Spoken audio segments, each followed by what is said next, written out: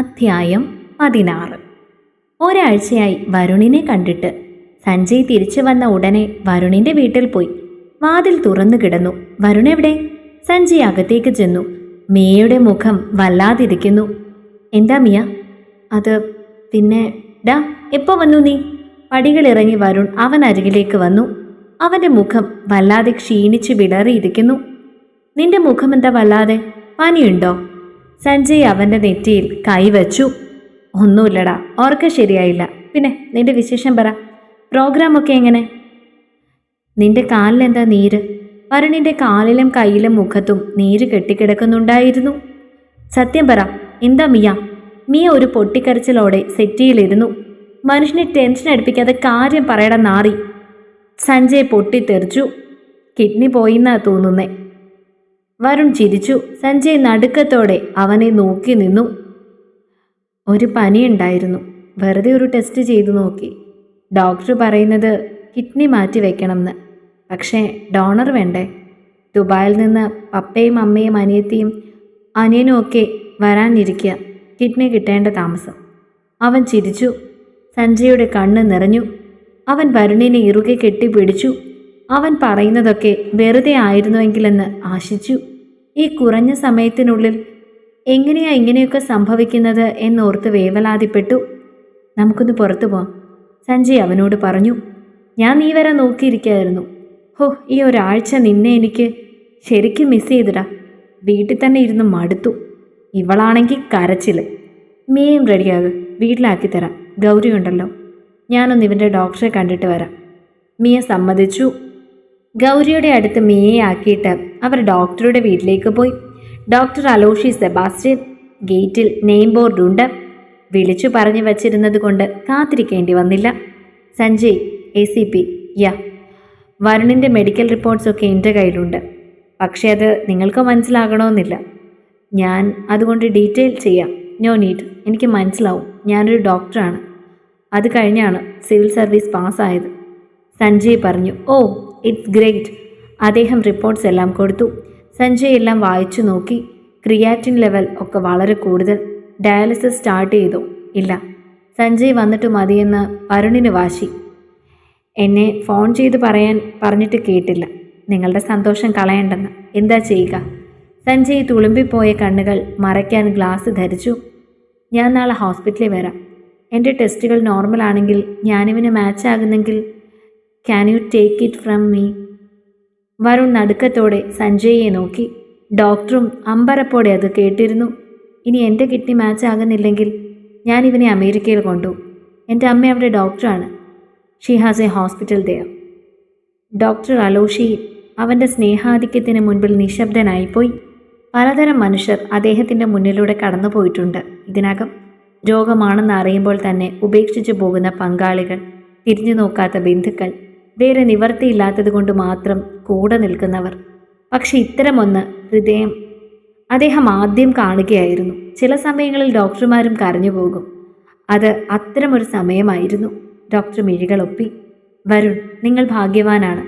കൂടെപ്പിറപ്പുകളും ഭാര്യയും പോലും ചിലപ്പോൾ ഒന്ന് മടിക്കുമിത്. അത്രയ്ക്കൊന്നുമില്ല ഡോക്ടർ. ഇത് എനിക്ക് 2 ഉണ്ട്. ഒന്നിവന് കൊടുക്കാൻ എനിക്കെന്തിനാ മടി?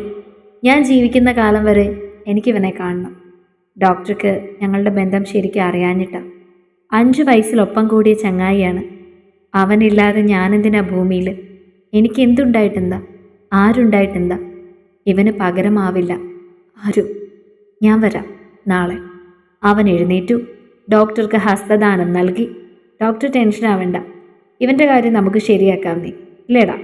അവൻ വരുണിനെ ചേർത്ത് പിടിച്ച് നടന്നു പോകുന്നത് ഡോക്ടർ അലോഷി നിറഞ്ഞ കണ്ണുകളോടെ നോക്കി നിന്നു. ഇങ്ങനെയൊരു കൂട്ടുകാരനുണ്ടെങ്കിൽ എന്തു വേണം പിന്നെ മനുഷ്യന്? അദ്ദേഹം ചിന്തിച്ചു.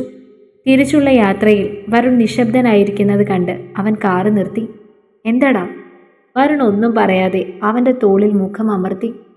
ഒന്നുമില്ലടാ നിനക്ക്, ഞാനില്ലേടാ. സഞ്ജയ് അവൻ്റെ നെറുകയിൽ ചുംബിച്ചു.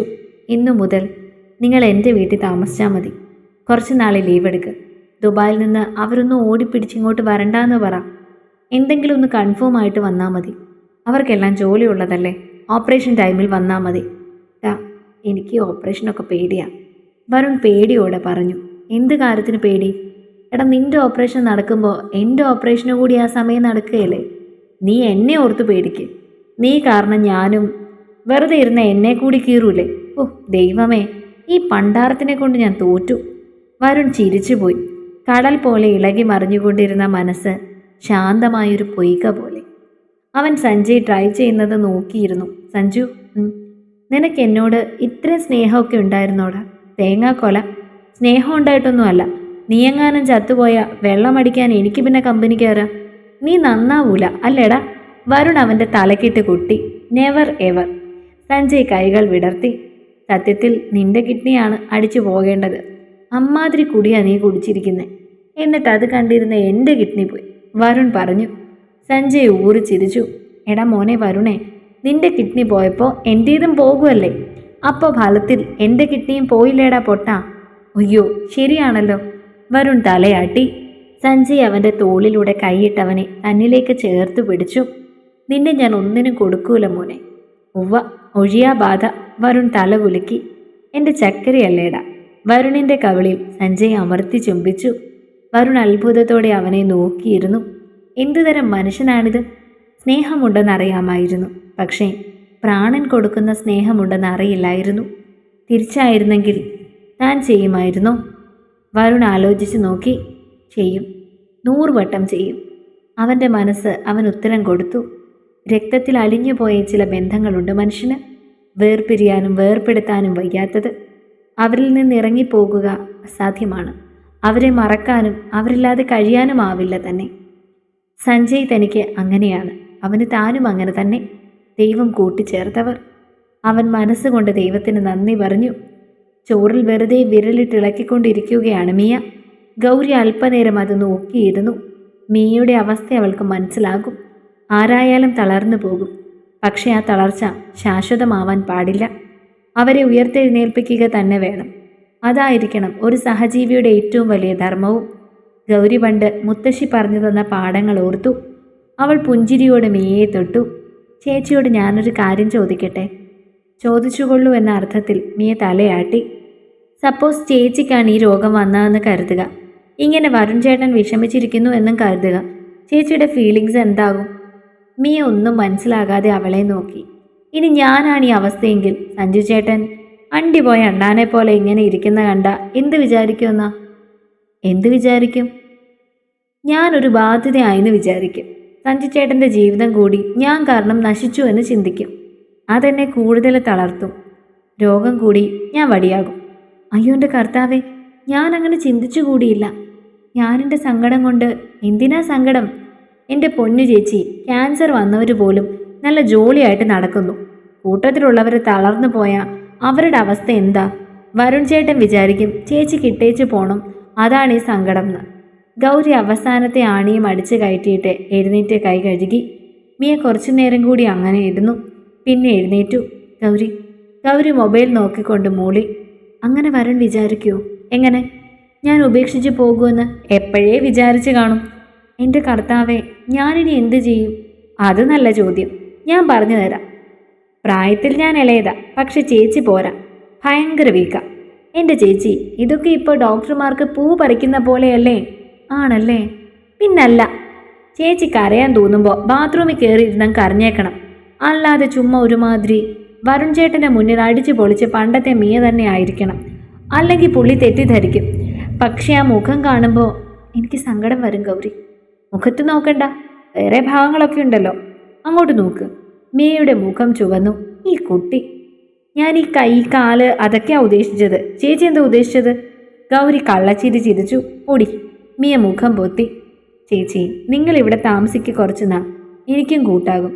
പിന്നെ സുഷമ ചേച്ചിക്ക് എൻ്റെ കത്തിയിൽ നിന്ന് രക്ഷപ്പെടാം, അല്ലേ ചേച്ചി? സുഷമ അവർക്ക് 2 പേർക്കും ഓരോ ആപ്പിൾ മുറിച്ച് കഷ്ണങ്ങളാക്കി കൊണ്ടു കൊടുത്തു. അവർ ഗൗരി പറഞ്ഞത് കേട്ട് ചിരിച്ചു. മിയ ഒന്നും മിണ്ടാതെ അവളുടെ തോളിലേക്ക് തല ചായച്ചു. വീട്ടിൽ വിളിച്ചു പറഞ്ഞപ്പോൾ അവർ പറഞ്ഞതും ആവലാതിപ്പെട്ടതുമൊക്കെ തൻ്റെ ഭാവിയെക്കുറിച്ചായിരുന്നു. ഒരു കുഞ്ഞു പോലും ആയിട്ടില്ല. എന്തെങ്കിലും വന്നാൽ നിന്റെ ഭാവിയൊക്കെ എങ്ങനെയാകുമെന്നൊക്കെ പറഞ്ഞ് കരച്ചിൽ തന്നെ. പക്ഷെ ഗൗരി പറയുന്നത് കേൾക്കവേ അവൾക്കൊരു ധൈര്യം വന്നു. ഇനി കരയില്ലെന്ന് തീരുമാനിക്കുകയും ചെയ്തു. മുറ്റത്ത് കാറ് വന്ന് നിന്നപ്പോൾ അവർ 2 പേരും കൂടിയാണ് പൂമുഖത്തേക്ക് ചെന്നത്. വരുൺ ക്ഷീണമൊക്കെ മാറി മിടുക്കനായി കാണപ്പെട്ടു. ഡോക്ടർ എന്തു പറഞ്ഞു? മീയും ഗൗരിയും ചോദിച്ചു. അകത്തോട്ട് വന്നിട്ട് പോരെ? സഞ്ജയ് കൈ കൂപ്പി. അയ്യോ മതിയേ, ഗൗരി ചിരിച്ചു. സുഷമ ചേച്ചി 2 ചായ, സഞ്ജയ് അടുക്കളയിലേക്ക് വിളിച്ചു പറഞ്ഞു. അത് കേട്ട് നിന്ന സുഷമയുടെ മനസ്സ് നിറഞ്ഞു. ഇപ്പോൾ സഞ്ജുമോൻ എന്ത് മാറ്റമാണ്! അവരോർത്തു, ഇപ്പോഴാണ് മനുഷ്യനായത്. നാളെ ഞങ്ങൾ 2 പേരും കൂടി ഹോസ്പിറ്റലിൽ പോകും. ഇവനെ ഡയാലിസിസ് സ്റ്റാർട്ട് ചെയ്യണം. പിന്നെ എനിക്ക് കുറച്ച് ടെസ്റ്റ്. അത് ഓക്കെ ആണെങ്കിൽ എൻ്റെ കിഡ്നി ഇവന്. അതെത്രയും വേഗം. മിയ ഞെട്ടിപ്പോയി. താൻ ആ സാധ്യതയെക്കുറിച്ച് ചിന്തിച്ചില്ല. സത്യത്തിൽ ഇതൊക്കെ കേട്ട ഷോക്കിൽ അതൊന്നും ആലോചിച്ചില്ല എന്നതാണ് സത്യം. ഗൗരി ഓടിച്ചെന്ന് സഞ്ജയുടെ കവിളിൽ ഒരു ഉമ്മ കൊടുത്തു. Great my dear husband, you make the day. സഞ്ജയ്ക്ക് ഉള്ളിൽ ഒരു ചെറിയ സംശയമുണ്ടായിരുന്നു. ഗൗരിയോട് ചോദിക്കാതെ എടുത്ത ഡിസിഷനാണ്. അവൾ എന്തു പറഞ്ഞേക്കുമെന്നൊക്കെ ചെറിയൊരു ആശങ്കയുണ്ടായിരുന്നവന്. പക്ഷെ ഗൗരി ഞെട്ടിച്ച് കളഞ്ഞു. എൻ്റെ വരുൺ ചേട്ടാ, ഈ മനുഷ്യൻ്റെ കിഡ്നി കെട്ടിക്കഴിഞ്ഞാൽ വരുൺ ചേട്ടൻ രക്ഷപ്പെട്ടു. എത്ര കാലം വേണമെങ്കിലും വെള്ളം അടിക്കാം, ഒരു കുഴപ്പവും വരില്ല. ഡബിൾ സ്ട്രോങ് ആണ്. വരുൺ ഗൗരിയുടെ ശിരസിൽ ഒന്ന് തലോടി. അനിയത്തിക്കുട്ടി, ചില ഭാര്യമാർ ഇതൊക്കെ അനുവദിക്കില്ല. അവർ വഴക്കുണ്ടാക്കും, സ്വന്തം ഭാവിയെക്കുറിച്ച് ചിന്തിക്കും. ചിലപ്പോൾ ഇറങ്ങിപ്പോയി കളയാനും മതി. ദേ മേ ചേച്ചി, ഇപ്പോൾ നമ്മൾ ഈക്വൽ ആയിട്ടോ. എൻ്റെ കിഡ്നിയോനും ഒരു കിഡ്നി, ചേച്ചിയുടെ കെട്ടിയോനും ഒരു കിഡ്നി. ഇനി ഹാപ്പി ആയിരുന്നോ? എല്ലാവരും പൊട്ടിച്ചിരിച്ചു. രോഗം അവർ ഒരു ആഘോഷമാക്കി. എടാ, നിനക്ക് വെള്ളം അടിക്കാൻ പറ്റുന്നവരെ ഞാൻ ഇവനെ അടിക്കുന്നില്ല. സഞ്ജയ് അവിടെ ഇരുന്ന കുപ്പികൾ അടപ്പ് തുറന്ന് വാഷ് ബേസിനിൽ ഒഴുക്കിക്കളഞ്ഞു. മഹാഭാബി, ഓപ്പറേഷൻ കഴിഞ്ഞ് കുറച്ച് കഴിക്കാനൊക്കെ പറ്റും. നീ ഓവറാക്കി ചാളമാക്കരുത്. ലിവർ പോയാലേ വെള്ളം അടിക്കരുതെന്ന കർശന നിർദ്ദേശം വരുള്ളൂ. ഇത് കിഡ്നി അല്ലേ, കുഴപ്പമില്ല. നീ അത് മുഴുവൻ കളയല്ലേ. വരുൺ തലയിൽ കൈവച്ചു. എടാ മണ്ട, ഓപ്പറേഷൻ കഴിഞ്ഞ് ഉടനെ ഒന്നും പറ്റില്ല. കുറേ നാളെടുക്കും. നീ കാരണം എൻ്റെ വെള്ളം കൂടി മുടങ്ങി ഉറങ്ങൻ. വരുൺ ചിരിച്ചു. പക്ഷെ വരുൺ ചേട്ടാ, ഏത് തീരുമാനമെടുക്കും മുന്നേയും ഒരു സെക്കൻഡ് ഒപ്പീനിയന് ചാൻസ് ഉണ്ട്. നമുക്കൊരു ഡോക്ടറോട് കൂടി ചോദിച്ചിട്ട് പോരെ ഇതൊക്കെ? ഗൗരി പറഞ്ഞതിൽ കാര്യമുണ്ടെന്ന് ആദ്യമായി അവർക്ക് തോന്നി. ശരിയാണ്, ഞാനും അത് ചിന്തിച്ചില്ല. പക്ഷെ കേരളത്തിലെ ഏറ്റവും നല്ല ഡോക്ടർമാരിൽ ഒരാളാണ് ഡോക്ടർ അലോഷി. അദ്ദേഹത്തിൻ്റെ ഡയഗ്നോസിസ് സാധാരണ തെറ്റില്ല. സഞ്ജയ് തെല്ല ആലോചനയോട് പറഞ്ഞു. നമുക്ക് അമൃതയിൽ കൂടി ഒന്ന് കാണിച്ചു നോക്കാം സഞ്ജു. ഡയാലിസിസ് നടന്നോട്ടെ. ഇതിപ്പോൾ ഒരു കിഡ്നി ആണല്ലോ. സീരിയസ് കണ്ടീഷനായിട്ട് ഡോക്ടർ പറയുന്നത്. മറ്റേത് ഏത് നിമിഷം വേണമെങ്കിലും അപകടത്തിലായേക്കാമെന്നുള്ള ഊഹമാണല്ലോ. നമുക്കൊരാളെ കൂടി കാണിക്കാം, മിയ പറഞ്ഞു. വരുണും അത് സമ്മതിച്ച പോലെ തലകുലുക്കി. പൊടുന്നനെ കോളിംഗ് ബെൽ ശബ്ദിച്ചു. ഇതാരാ ഈ സമയത്ത്? സഞ്ജയ് എഴുന്നേറ്റ് പോയി വാതിൽ തുറന്നു. അവൻ ഒരു നിമിഷം സ്തബ്ധനായി. അമ്മ. അമ്മ ഒറ്റയ്ക്ക്? ഒന്ന് വിളിച്ചു പറഞ്ഞിരുന്നുവെങ്കിൽ ഞാൻ എയർപോർട്ടിൽ വന്നേനെയല്ലോ. താര പുഞ്ചിരിച്ചു. നീ ആഗ്രഹിക്കുമ്പോൾ അമ്മ വന്നില്ലേ? അതുപോരെ മോന്. പൊടുന്നനെ സഞ്ജയ് അവരെ ഇറുക്കി കെട്ടിപ്പിടിച്ചു. അവന് കരച്ചിൽ വരുന്നുണ്ടായിരുന്നു. അമ്മ വന്നു. ഇനി എല്ലാത്തിനും പരിഹാരമുണ്ടാകും. എല്ലാം അമ്മ നോക്കിക്കോളും. അവൻ്റെ ഹൃദയത്തിൽ ഒരു തണുപ്പ് വീണു. തുടരും. അടുത്ത ഭാഗങ്ങൾക്ക് വേണ്ടി ചാനൽ സബ്സ്ക്രൈബ് ചെയ്യാൻ മറക്കല്ലേ.